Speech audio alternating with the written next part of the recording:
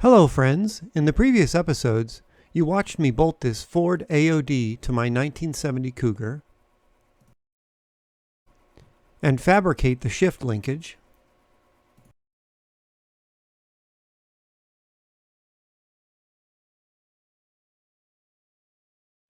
in this episode I tackle the odds and ends like the Dipstick Tube, the wiring,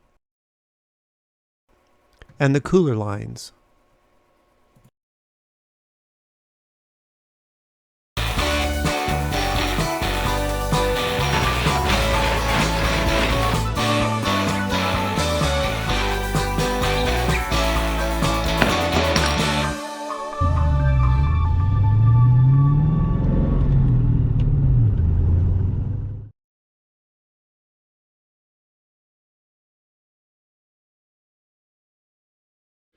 Alright, well, the Dipstick Tube wound up coming through, see if I can, basically coming to where one of these heater core fittings is. So the tube itself was bent. I had to bend it on the bench a little bit, and then when I finally got it to fit in and bolted in, I bent it some more so that it wouldn't be rubbing up against the heater hose. And it's not really against the engine either, so it is pretty much where it's supposed to be. So looks pretty snazzy with our off-white, whatever color that is. I also replaced the O-ring on the transmission end of the tube because it was leaking. But I strongly suggest that you pick up a set of assorted O-rings to have on hand for times like this. I'll leave a link in the description for these.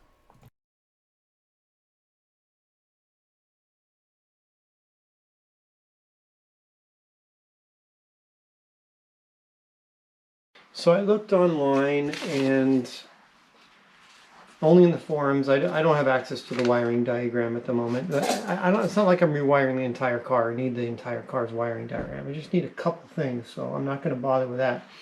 Some people say the neutral safety is violet orange or pink orange. Pink or purple orange, whatever. Black and pink. So here's black, pink. Yeah, that looks like pink to me. Well, no, pink is the primary.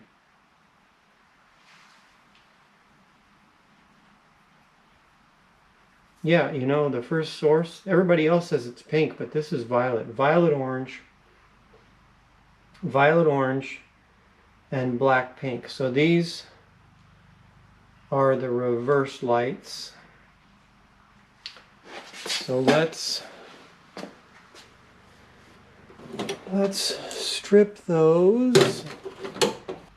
The one thing about this, yeah, I might just splice this harness into mine because this is not in good condition. Plus, these connectors will break. So let's get our multimeter hooked up with our continuity diode test, whatever. Okay. And then we're just going to verify that this is the reverse lights. Okay, so this is reverse, or is it over here? There it is. So I should click one more time. Yeah, that's park. All right, so there you go. That's reverse. So the other two wires should do exactly the same thing. They should, oh no, I'm sorry, they're neutral safety. So they're going to only ring out, they're only going to short when, so what are these? White, pink, yeah, that looks right, and red, light blue, yeah. So that's what those are. These should only short when it's in neutral or park, right? Neutral or park. And a lot of people are saying these two are both red, light blue, but Yeah, I guess it depends. Some on the trucks or whatever, older. All right, so that should ring out right now. That's in park, reverse, neutral.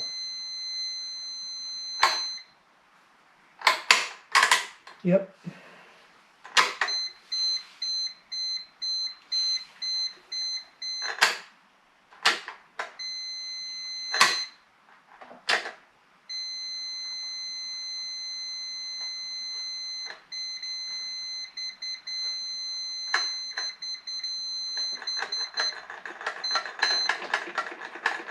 Something going on with that.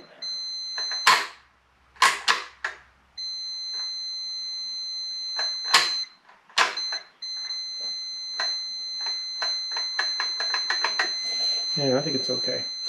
All right, anyway. So we've confirmed our wiring. The difference between wiring a car well and doing a shit job of rewiring the car is this. You're going to add stuff. You're obviously going to add stuff. Or you might substitute because you don't want to. I mean, I actually went to the trouble of taking a piece of wire and painting a stripe on it. But who knows, some of the stripes, they're not going to hold up to gasoline or whatever. So, but the main thing I did was add circuit protection to all of the things. And I put the circuit protection next to the battery where it should be. That way, all of the wiring from the circuit protection right next to the battery, all the way through the car is all circuit protected. Instead of having a fuse box under the dash or something where all of the wiring from the battery all the way over to the dashboard is unprotected. So we're going to take these two and hook them to, and one of these is red blue. So the white, pink, and the red blue are going to go to these two red blues. And then we have the backup lights. So here's backup lights, black, red. Black, red is one of them. And then the other side of the trans backup light is going to be going right to the backup lights, I guess. And I've done my fuse and circuit protection here. So it's probably going to be black, red on both of those. And so those two black, reds are going to go to these guys here. And that's all we got to do. So what I can do, this is long enough, so I can snip the wires here. Well, the condition of the wires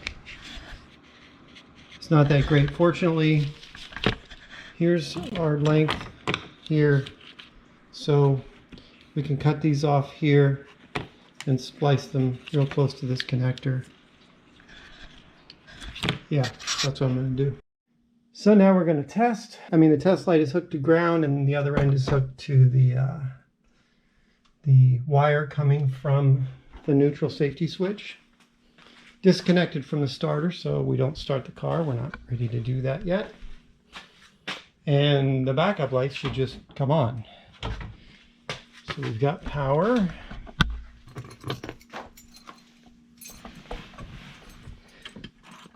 Should have a growl. Yep. Okay, we got ACC. Now, we actually should have, well, actually, we won't get a test light until we try to crank, and I can't see it from there. Backup lights are actually on, so I think we did leave it in reverse, come to think of it. Let's put it in park, which is one click back. And the lights went on. Good. Okay. I stretched my, I just need a ground, so I stretched it across here. Hopefully if I can see it from here. It's in neutral now. So the crank should, there we go. So if we put it in, say, reverse, one click back. Reverse lights, come on. This should not make it go. Yep. We're good. Previously, I had eliminated the annoying speedometer cable when I replaced my gauges with a set from Jegs. I bought this VSS, or Vehicle Speed Sensor, for the C6 to work with my new electronic speedometer, and I'm pretty sure it will fit on the AOD. And again, I did this before putting the tranny in the car, when I had them both sitting next to each other.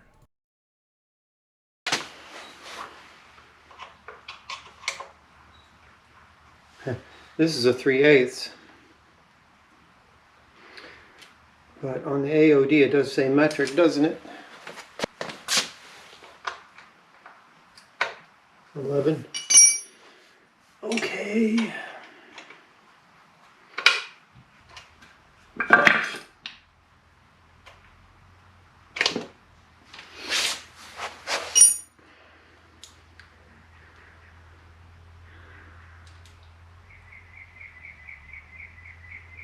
They look pretty identical. You'd have to count the teeth to know for sure.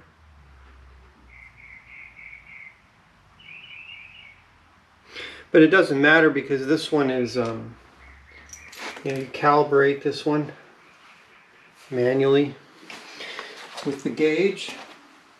You hold down the trip button, I think for 5 seconds, and then drive for 2 miles and then hit it again.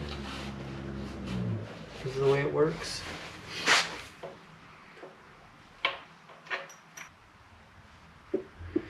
Yeah, this O-ring, this thing didn't fit into the C6 very well, and it worked.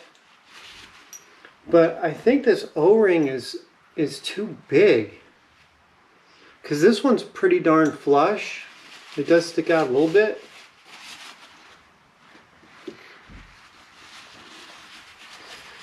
But this one, maybe I see if I can't get a smaller O-ring, because it doesn't fit in this one any easier.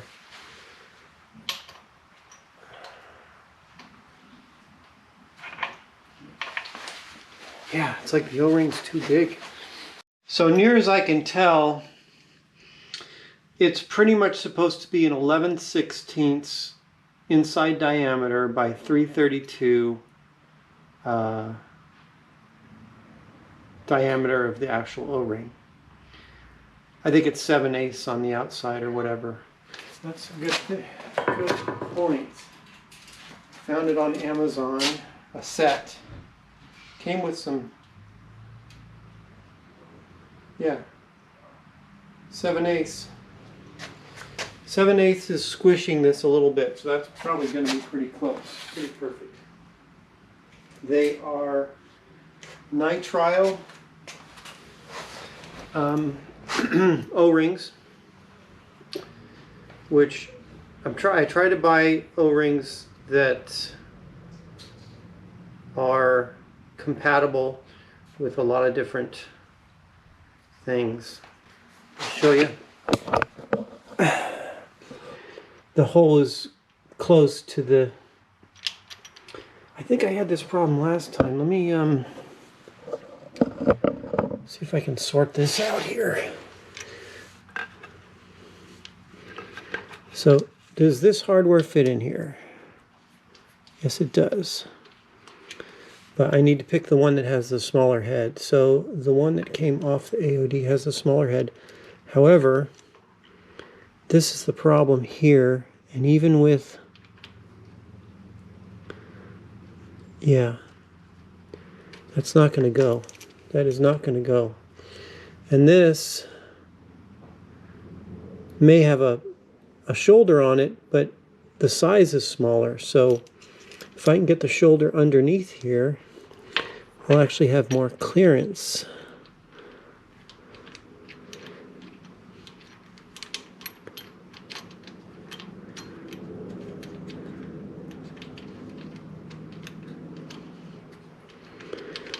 So yeah, all right. Let me go find out what this is, quarter 12 or whatever, and see if I can find another piece of hardware that has the same head, maybe not a flange on it, maybe not a shoulder. This quarter 20 with an Allen on it, so it is still has too big of a head, but it doesn't matter if I decrease the size of this. So I'm taking this over to the grinder and making it have a less diameter of the head, and then it should be able to fit in there just fine.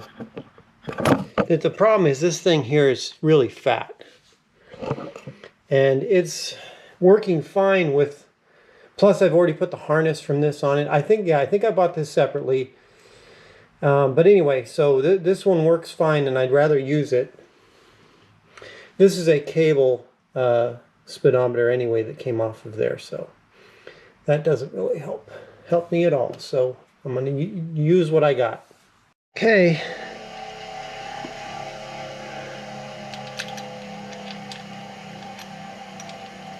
It even came with some thread locker on it. That's going to do it. Just going to throw a coat of paint on that and put it in.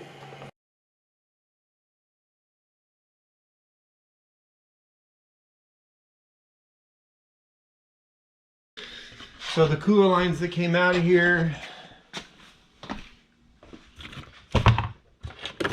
are here, and the fittings for the C6 are a simple 5/16 reverse flare.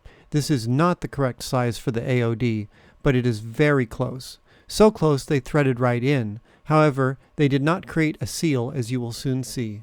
The feed line, the pressure line, is very close to where the other transmission was, and so that one might reach. The return line in the C6 is in the back of the transmission. In this one it's toward the front, so maybe I just shorten that one up and we're good. So anyway, I'm going to get going. And as I thought, the feed line, the top fitting one, reached. It was just fine the way it was. Here we have the return line. It's below. I just need to bend it up and get it in there. So I like to use a string or a coat hanger. I can use a coat hanger more precisely to bend it. I'm going to bend the coat hanger where I want this pipe to go and get it right into where I want it. And then I'm going to use that as a guide as far as where to cut it back here. It's just hanging back here. Where to cut it back here to shorten it up, and then from there I can bend it. So yeah, see, like this. Yeah, so it's gonna be on the end. So it's gonna be on the end. So that's fine. Nice gradual bend. Gets down to here, and then there, and I just need to grab a Sharpie, which go with me. I'm just gonna mark them both right where that needs to start. Okay, then I'm gonna straighten this out again, and mark roughly where you got this. That should be close. Should be. Don't forget to put the fitting on the end. Okay. I'm going to bracket it still first. And here's my pipe cutter.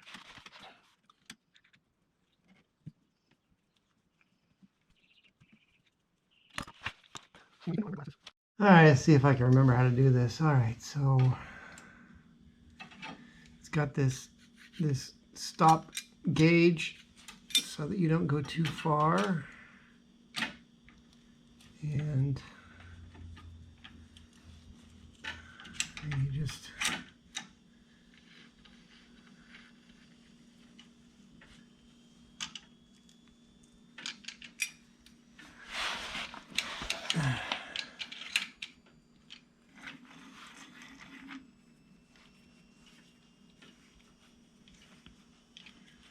crank it until it ratchets itself. It's got a slip joint or whatever in it. There it goes. So now we can go back off.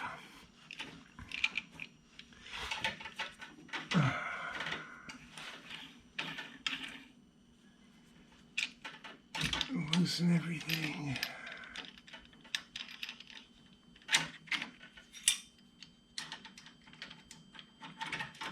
There we go.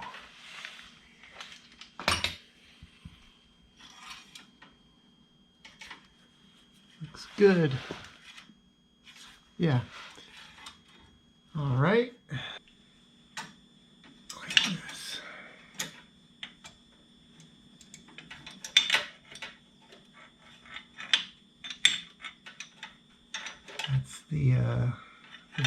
of the bend, so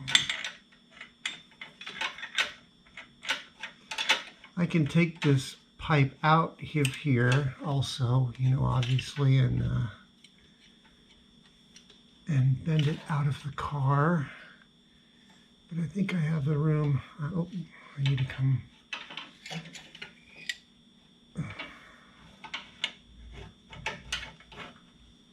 Easier to make sure I'm doing the right thing here.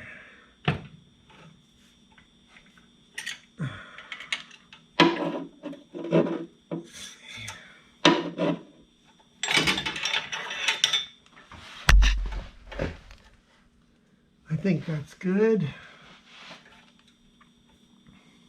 Don't forget to put your fitting at the end before you bend it, because you won't get it on. You won't be able to slide it down. You don't have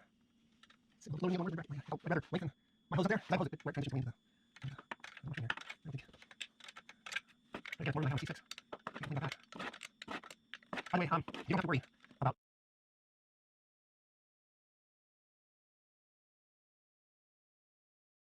Let's see how we did here. Okay, how does it go? Like this? All right, so yeah, we're just going to have a little bit of a bend.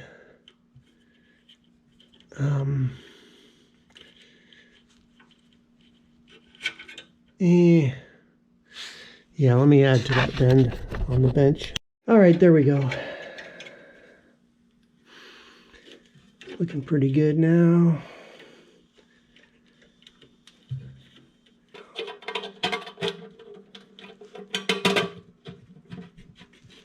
Oh, I like that. Nice and tight.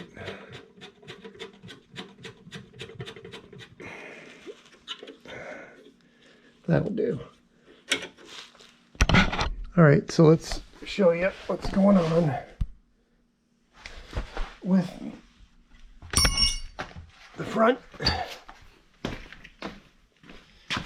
Going into the radiator. So yeah, just have some hoses here and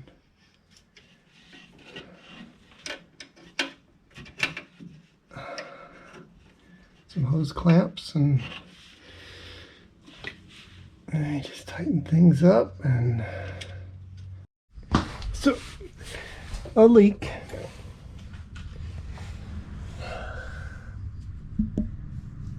You can see that